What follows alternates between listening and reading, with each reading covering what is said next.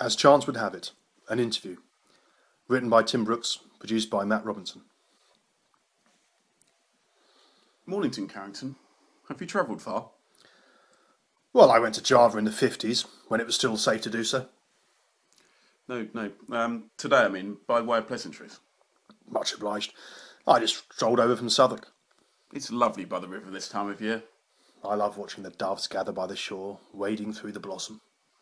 They are pigeons, aren't they? Surely. Well, they used to be doves, unless they've suffered the same fate as the red squirrel. Although someone told me that terrapins have been introduced to the Thames and eaten all the otters. But that's absurd. They're about an eighth of the size. But they work in packs. In gangs? Yes, gangs. OK. Sir Carrington Chance. Critic. Cynic. Bon vivant. Noted satirist. And proficient cyclist. Many things to many people. To some a hero. To others an enemy of decency. He joins me now, in person. Sir Chance, I've got a copy of your book here. I'm just looking at the spine, and I noticed that it's an unauthorised autobiography. How did that conflict arise? Well, I wanted to right a few wrongs in my own words, but the publisher refused to authorise it. You mean he wouldn't publish it? Oh no, he was more than happy to publish it. He just wouldn't authorise it. So in the end, I was forced to go against my own wishes and his better judgment to get the book on the shelves. Have you come to resent that decision? Not at all. I've learnt to live with myself. Well, that's right. You've learned to live with yourself for many years now, since Moira left. You know, Moira was a girl in a woman's world, and she became very fond of that world. Very fond, so it transpired. The title of the book is What Have I Done? And this represents a very stark contrast in mood from the official biography, published only 18 months ago, entitled No Regrets. What happened in that short period that caused such a bitter re-evaluation? My editor interpreted it as a title, whereas for me it was more of a plea for information. I was happy with As Chance Would Have It, or Chance Would Be a Fine Thing, but there is a deed and it's been done. That chance? Well, it's provocative. Honest is the adjective I'd use. Your beastie is, after all, a metaphor for your failure to digest the half-masticated, throat-loaf, squandered opportunities your life has burped up thus far. Cholesterol has built up like a traffic jam and an ill-advised contraflow. Look, if people want a book about weight loss, they can read one of Oprah's. But what if they want a story of weight gain? They could read one of yours. Look, I've eaten a lot, in a lot of good restaurants, and I've very rarely had the honour of paying, and to me, that's a mark of success rather than a mark of failure. A thin line, though, isn't it? Between success and failure. And you've trodden that perilous tightrope for more decades now than I've drawn breath. 1 minute you're riding high in a wave of euphoria of international fame, and the next you're drowning in a stagnant pool of self-harm and adhesive. I've never condoned adhesives. Even in the classroom? Especially in the classroom.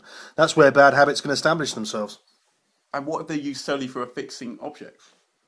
I just don't think you can take that risk, can you? One man's glue is another man's nasally ingested meal. Just use staples instead. What have I done? Memory loss or recklessly indulgent self-denial? I've never denied myself. In restaurants, cafes, delicatessens.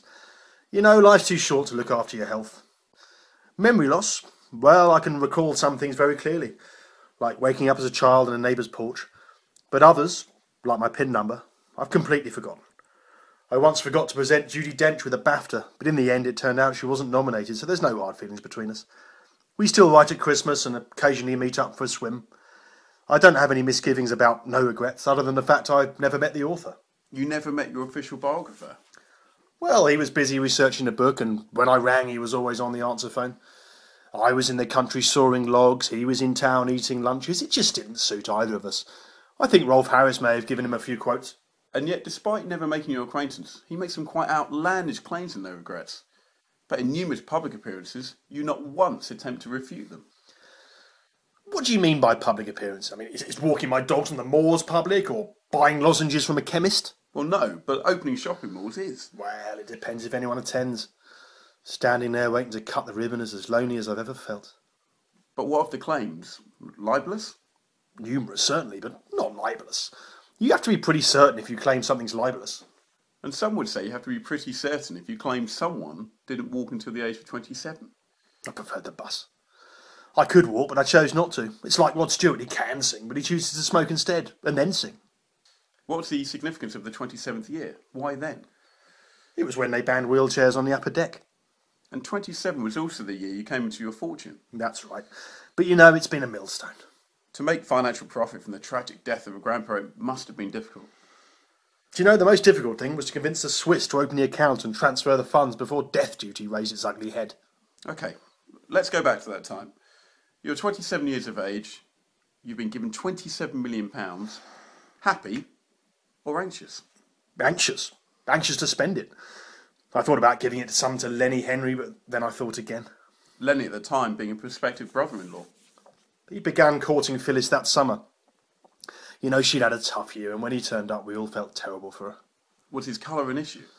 My mother said it was merely a pigment of her imagination. He now spends most of his time in Africa grooming his reputation as a philanthropist, but we knew him as a philanderer. French? Jamaican, I think, originally. No, Dawn. Dawn was a great friend of Phyllis, which made her betrayal all the more painful. They'd both be at Dunkin' Donuts every morning, but Dawn had a considerable head start and got to the desired weight first. Leaving Phyllis heartbroken. She still can't bring herself to watch Comic Relief. Does Lenny keep in touch? He phoned her once when Dawn was dieting, just to keep his options open. Would you describe him as a spiteful man? I would.